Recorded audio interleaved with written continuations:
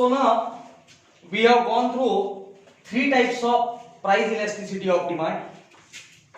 That is unitary elastic demand complete किया था, perfectly elastic demand complete किया था, as well as perfectly inelastic demand complete किया था। अब कहीं ना कहीं हम लोगों को फोर्थ नंबर का पार्ट स्टार्ट करना है, and that fourth type is all about relatively elastic demand.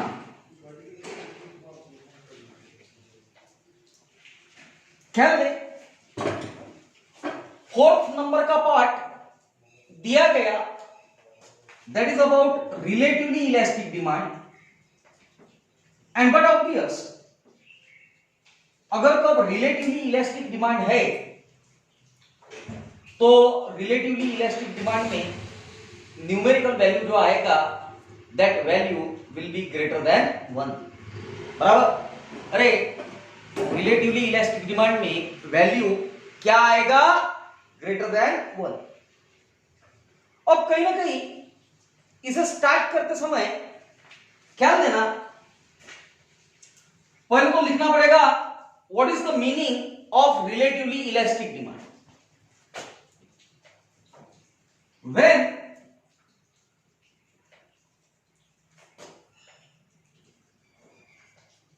change in price leads to more than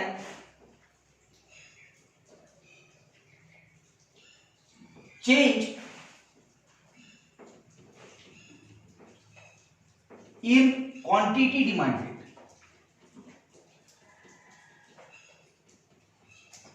is known as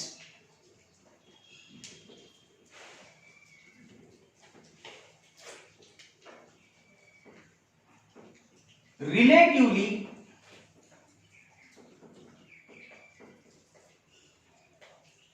elastic demand। क्या दो? फोर्थ नंबर का टाइप है रिलेटिवली इलास्टिक डिमांड, जहां पे numerical value ये आएगा greater than 1।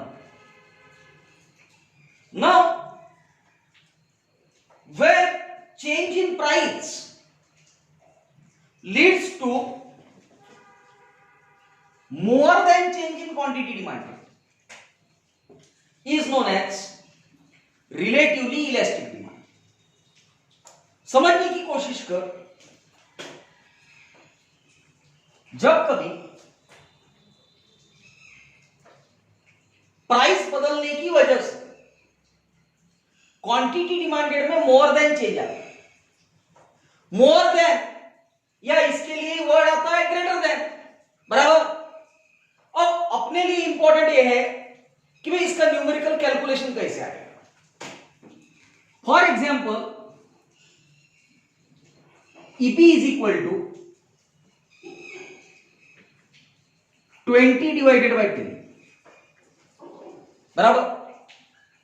If let's say price change हुआ 10% से, as a result quantity demanded change हुआ 20% से। प्राइस चेंज हुआ 10% से, as a result quantity demanded change हुआ 20% से। इस सिनारियो के साथ में अगर कब डिवीजन करोगे तो ईपी का वैल्यू आएगा 20% डिवाइडेड बाय 10%, आंसर इज 2। बराबर? आंसर क्या आया? 2। अब ये जो वैल्यू 2 आया,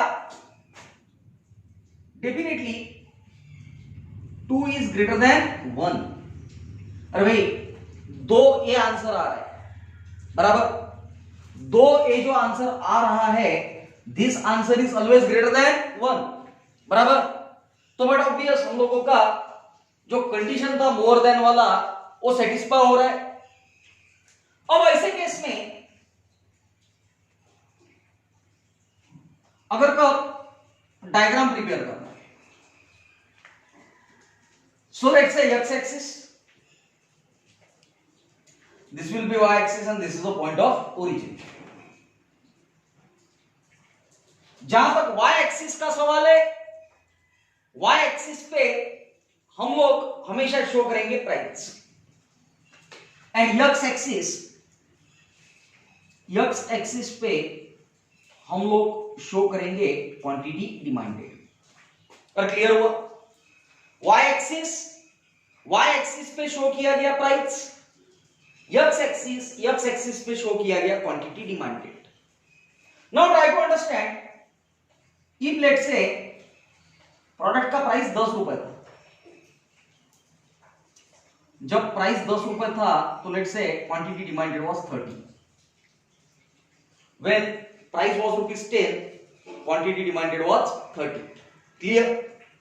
नाउ इफ लेट्स से अगर कब सपोज प्रोडक्ट का प्राइस 10 रुपीज से इंक्रीज होके 20 रुपीज होता है, प्रोडक्ट का प्राइस 10 रुपीज से इंक्रीज होके कितना हो गया?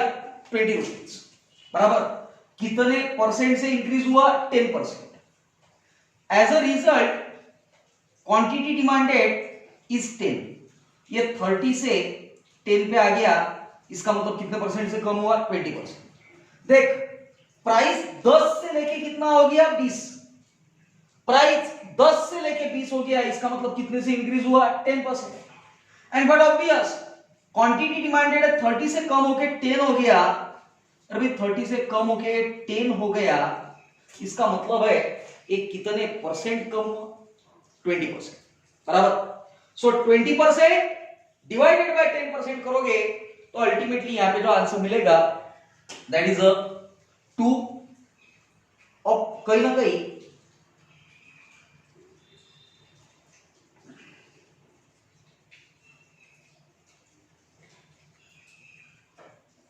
ये डिमांड कर्व तैयार हुआ, इसे नाम देंगे डी डैश. बराबर. ये जो डी डैश है, this is a demand curve. यहां पे डिमांड कर्व का property, therefore demand curve will be flatter. यहां पे डिमांड कर्व एक क्या रहेगा? फ्लैटर. क्लियर हो गया? Now in the same way अब हम लोगों को लास्ट टाइप स्टार्ट करना है, and last type is all about relatively inelastic demand. चल ख्याल दे बेटा, 5th नंबर का type,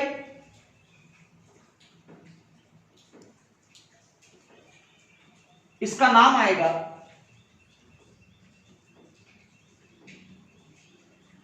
relatively inelastic demand. Relatively inelastic demand. So let's say यहां पे वैल्यू आएगा EP इज लेस देन 1. यहां पे वैल्यू आएगा EP इज लेस देन 1. ख्याल दे,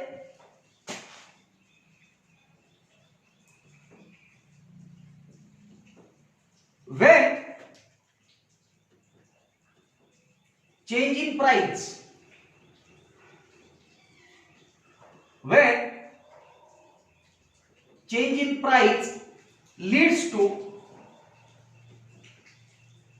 lower than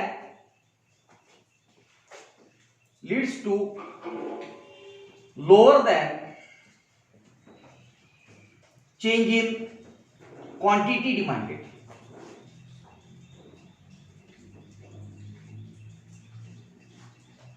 It's known as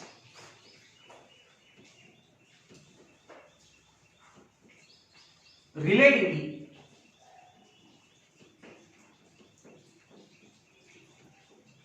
in elastic demand, इसे क्या कहा जाएगा? Relatively inelastic demand. समझने की कोशिश कर, क्या कहा गया? When change in price leads to lower than change in quantity demanded. Important word आया, lower than change in quantity demanded is known as relatively inelastic demand. But obvious, अगर कब लोअर देन चेंज आया हुआ है तो कहीं ना कहीं हम लोगों को समझना होगा कि भाई इस तरह से कैसे दिया गया। ख्याल दे, लोअर देन के लिए numerical calculation, if let's say price got change bye 20%, but as a result quantity demanded got changed by 10%, ऐसे केस में 10% डिवाइडेड बाय 20% करोगे तो आंसर आता 0.5, एंड बट ऑब्वियस जो आंसर आया 0.5 EP is less than 1, but obvious 0.5, अरे 0.5 आया, 0.5 का मतलब है वैल्यू इज लेस देन 1। अब ऐसे केस में डायग्राम कैसे बनेगा ख्याल रखें। X axis, Y axis point of origin, Y axis पे आएगा प्राइस, एक्स एक्सिस पे आएगा क्वांटिटी डिमांडेड। ठीक है, let's say 30, 20, 10, and here it is 10 and then 20. Now try to understand. जब प्राइस 10 था तो बट ऑब्वियस क्वांटिटी डिमांडेड 20 था। ठीक है, अब प्राइस इंक्रीज हो गया अप टू 30। अरे भाई 30 से इंक्रीज, 30 तक इंक्रीज हो गया, इसका मतलब देखो कितना परसेंट इंक्रीज हुआ? 20%। पहले 10 था, 10 से बढ़ के कितना हो गया? 30। Now as a result quantity demanded कम हुआ 10% से, so but obvious this is what आएगा। अब कहीं ना कहीं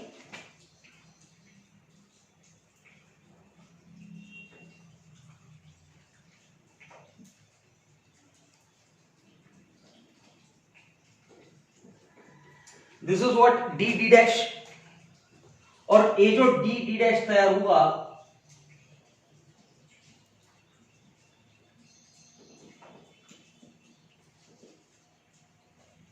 this itself is a demand curve, बराबर। नाउ ट्राई टू अंडरस्टैंड, यहां पे डिमांड कर्व का प्रॉपर्टी आएगा, therefore demand curve will be steeper,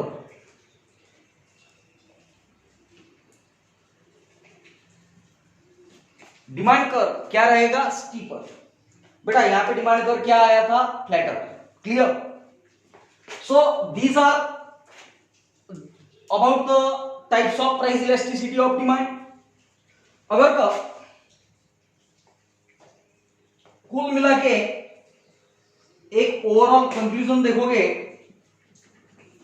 तो लेट से पहला कॉलम बनेगा सीरियल नंबर, सेकंड आएगा टाइप्स ऑफ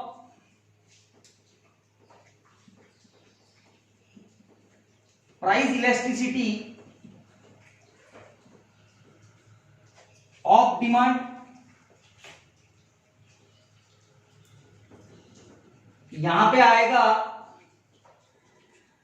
न्यूमेरिकल वैल्यू, और यहां पे आएगा प्रॉपर्टी ऑफ डिमांड कर्व। ख्याल दे, पहला टाइप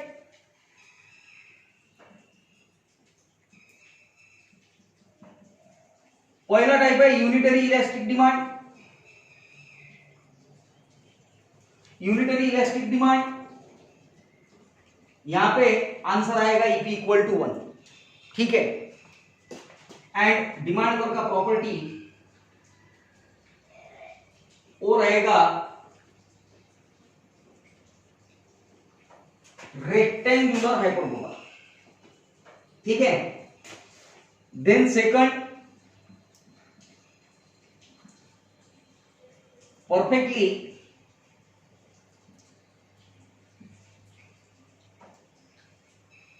इलास्टिक डिमांड, वैल्यू आएगा EP is equal to infinity, और इसका प्रॉपर्टी आएगा parallel to X axis. Then third type आएगा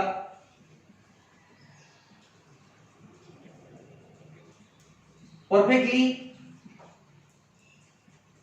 इनइलास्टिक डिमांड, वैल्यू आएगा EP equal to 0,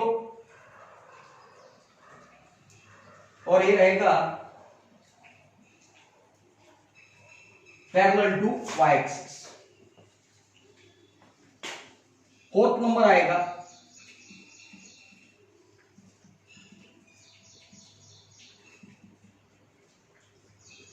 relatively elastic demand, and what appears EP is greater than 1, और यहां पे आएगा प्रॉपर्टी में डिमांड कर्व इज फ्लैटर, बराबर।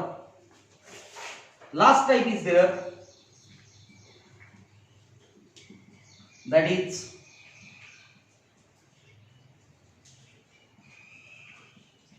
Relatively inelastic demand. यहां पे आएगा EP इज लेस देन 1, और इसको नाम आएगा स्टीपर, बराबर, STEEPER, steeper. So this is what all about the types of price elasticity of demand. बेटा इसके पहले का जो वीडियो था उस वीडियो में मैंने 3 टाइप क्लियर किए थे, unitary elastic, perfectly elastic, perfectly inelastic. और आज की वीडियो में हम लोगों ने 2 टाइप कवर किए, relatively elastic and relatively inelastic. As well as एक समरी वाला जो टेबल है वो टेबल मैंने प्रिपेयर करके दिया है। Try to mark my word, board examination में कहीं ना कहीं इसका वैल्यू सबसे ज्यादा है। अगर आप बोर्ड एग्जामिनेशन की बात करोगे तो भाई types of price elasticity of demand एक पेपर सेटर के हिसाब से बहुत इंपॉर्टेंट है। वो कहीं ना कहीं इस टॉपिक के ऊपर क्वेश्चन पूछेगा, मतलब पूछेगा। So I will just say prepare this question thoroughly. Is that clear? And if you have any difficulty, revert back with WhatsApp message. Okay, thank you.